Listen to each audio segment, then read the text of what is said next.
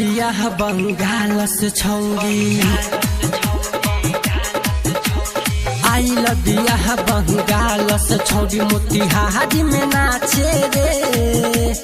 आइल बियाह बंगाल से छौरी मोतिहारी में नाचे रे।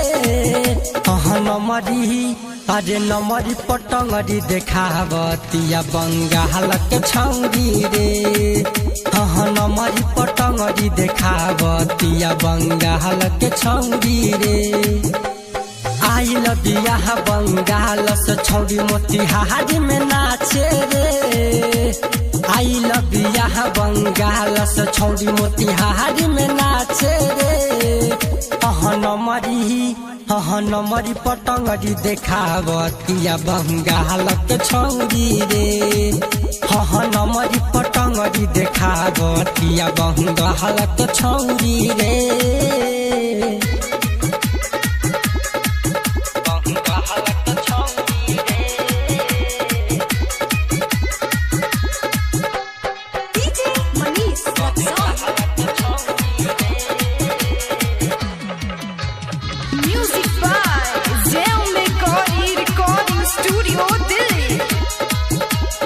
आँख में काजर ओठ में लाली कान में पेन्हे कनवाली बियही गादा दहुरवले देख मालई बंगाली।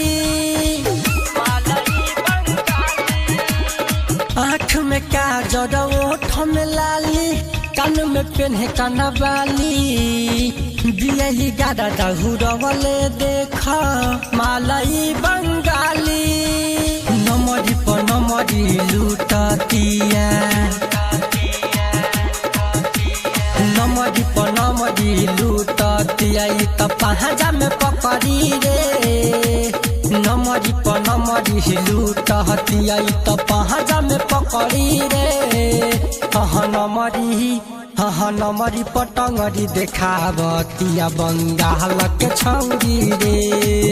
साली नमरी पटंगरी देखावतिया बंगाल के छौरी रे।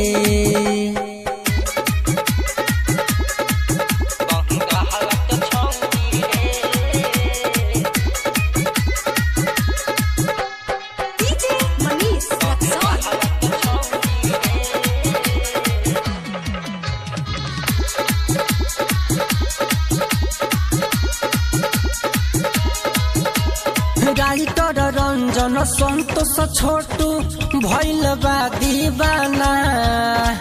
गहरा दहुरा दह बाजे अविनाश के